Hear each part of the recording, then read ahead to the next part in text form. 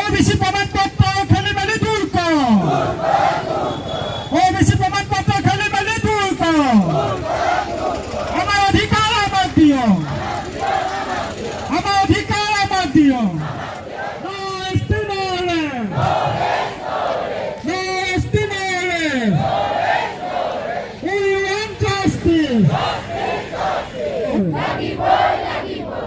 OBC প্রমাণপত্র খেলিমেলি দূর কর।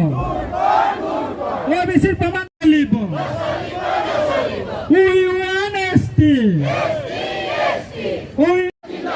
প্ৰতাৰণা নচলিব। ভূমি অধিকাৰ লাগিবই। ভূমি অধিকাৰ লাগিবই।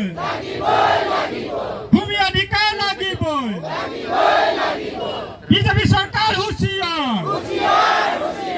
বিজেপি চৰকাৰ হুঁচিয়াৰ। প্ৰতাৰণা নচলিব। ৰূপসী বিমানবন্দৰৰ নাম বাহাল ৰাখ। ৰূপসী বিমানবন্দৰৰ নাম বাহাল ৰাখ। আমাৰ মুখ্য কাৰ্যালয় বনাই দিয়। সদৌ কুজাবি সন্মিলনী কাৰ্যালয় বনাই দিয়। জনজাতি লাগিবই। We want justice. We want justice. We want justice. জনজাতি লাগিবই। জনজাতি লাগিবই। জোনাই জিলা কুচৰাজবংশী সন্মিলনী জিন্দাবাদ। জোনাই জিলা কুচৰাজবংশী সন্মিলনী জিন্দাবাদ। আমাৰ সৰলতাৰ সুযোগ লৈ আমাক দুৰ্বল বুলি ভাবি আমাক প্ৰতাৰণা কৰি আছে। আহক আমি সকলোৱে আজিৰ পৰাই দৃঢ় প্ৰতিজ্ঞাবদ্ধ হওঁ যে আমাৰ এই সৰলতা দুৰ্বলতাৰে কেতিয়াও নাভাবিব।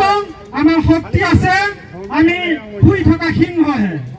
আমি যিদিনাই সাৰ পাম সেইদিনাই কিন্তু পৰিস্থিতি অনুকূল হৈ নাথাকিব। আহক আমি সেয়ে ইয়াৰ পৰাই মাননীয় মুখ্যমন্ত্ৰী মহোদয়ক আমি সোঁৱৰাই দিছো যে আপুনি কথা দিয়া মতে সদৌ অসম কুচৰাজবংশী সন্মিলনীৰ মুখ্য কাৰ্যালয় শিলহাকুত যেতিয়া উচ্ছেদ কৰিছিলে তাৰ আগতে আপুনি আমাক কথা দিছিলে 2 মাহৰ ভিতৰত এই মুখ্য কাৰ্যালয় এটা আটক ধুনীয়া অট্টালিকা অৰ্থাৎ আমাৰ কাৰ্যালয় আপুনি বনাই দিম বুলি কথা দিছিলে। আমি আপোনাৰ কথাত বিশ্বাস ৰাখিছিলো। আমি মানুহক বিশ্বাস কৰো। আমি সকলোকে সন্মান কৰো। আমি সৰল জাতি। সেয়েহে আপুনি আপোনাৰ কথা ৰাখক যাতে আমি এই বিশ্বাসঘাতকক প্ৰতাৰকক লৈ আমি উগ্ৰ হ'ব নালাগে। ভৱিষ্যতে যে তাৰ উত্তৰ আমি আপোনাক উত্তৰ দিবলৈ সময় নাথাকে। সেয়েহে আমি আহ্বান জনাইছো আপুনি দিয়া কথা মতে আমাৰ মুখ্য কাৰ্যালয় আপুনি অতি শীঘ্ৰে নিৰ্মাণ কৰি দিয়ক। আৰু লগতে আজি আমাৰ স্বগোষ্ঠী আমাৰ বংশ কুটুম বংশ পৰিয়াল আমিহে চিনি পাওঁ। আজি আমাৰ কুচৰাজবংশী মানুহ এজন কুচৰাজবংশী হয় নে নহয় তাৰ জাতিগত প্ৰমাণপত্ৰখন অন্য জনগোষ্ঠীয়ে যেতিয়া দিব লগা হয় তাতকৈ আৰু পৰিতাপৰ কথা একো নাই। আৰু আমি খেলি মেলি পাইছো। সেয়ে আমাৰ বিভেদ সৃষ্টি হৈছে আমাৰ সমাজত। আমাৰ স্বগোষ্ঠীয় অকুচৰাজবংশী লোকে আমাৰ কুচৰাজবংশী জাতিগত প্ৰমাণপত্ৰ পাবলৈ সক্ষম হৈছে। এইটো কি কাৰণে হৈছে? যিহেতু আমাৰ জাতিগত প্ৰমাণপত্ৰ আমাৰ জনগোষ্ঠীয়ে নিদিয়ে অন্য জনগোষ্ঠীয়ে প্ৰদান কৰিছে। আৰু আমাৰ জনগোষ্ঠীৰ মোৰ ঘৰৰ মানুহখিনি মই ভালদৰে চিনি পাম। বেলেগ এঘৰে কেনেকৈ চিনি পাব? সেই খেলি মেলিটো অতি শীঘ্ৰে দূৰ কৰক আপুনি যাতে আমাৰ সুবিধা আনে কেতিয়াও ভোগ কৰিবলৈ নাপায়। আমি প্ৰত্যক্ষ কৰিছো আজি আমাৰ জনগোষ্ঠী প্ৰকৃততে আমাৰ অসমৰ সৰ্ববৃহৎ জনগোষ্ঠীটোৱে হৈছে কোচ ৰাজবংশী। আৰু কোচ ৰাজবংশীসকল অসমৰ সৰ্বমুঠ ৭৫ লাখতকৈ অধিক জনগোষ্ঠী আমাৰ এই জনগোষ্ঠীটোৰ জনসংখ্যা আছে। আৰু এই জনগোষ্ঠীটোক দশক ধৰি বিভিন্ন নিৰ্বাচনৰ সময়ত আমাৰ জনগোষ্ঠীটোক জনজাতিকৰণ কৰাৰ নামত তেওঁলোকে প্ৰতাৰণা কৰি আহিছে। তেওঁলোক বুলি কওঁতে বৰ্তমানৰ চৰকাৰে হওক বিগত চৰকাৰসমূহেও আমাক প্ৰতাৰণা কৰি আহিছে। এতিয়া আমাৰ জনজাতিকৰণৰ ক্ষেত্ৰত 6 জনগোষ্ঠীৰ জনজাতিকৰণৰ কথা আহি পৰে, কিন্তু আটাইতকৈ যদি বেছি মৰ্যাদা সম্পন্ন জনজাতি পাবলগীয়া জনগোষ্ঠীটি হৈছে কোচ ৰাজবংশী।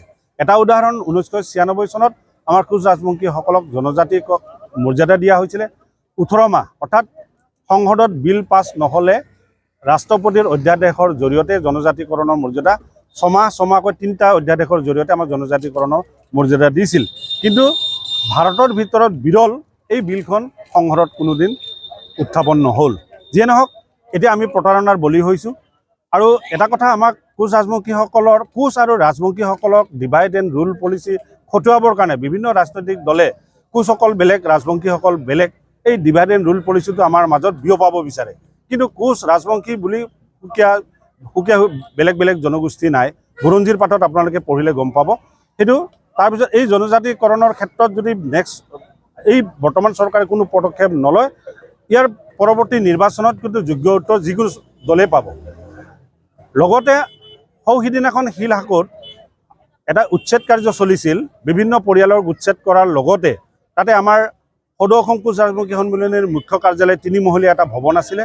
সেই ভৱনটো আমাক এটা প্ৰতিশ্ৰুতিৰে তাক উচ্ছেদ কৰা হৈছিলে। সেই প্ৰতিশ্ৰুতিটো আছিল যে উত্তৰপাৰত মাটিৰ সতে তাত এটা সুন্দৰ গৃহ অট্টালিকা এটা সজাই দিয়াৰ প্ৰতিশ্ৰুতি আছিল।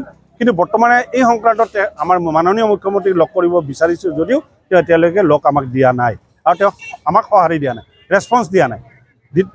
তাৰোপৰি আমাৰ কোচ ৰাজবংশীসকল ৰাভা হাছং BTCত ভূমি অধিকাৰৰ পৰা বঞ্চিত হ'বলৈ গৈ আছে।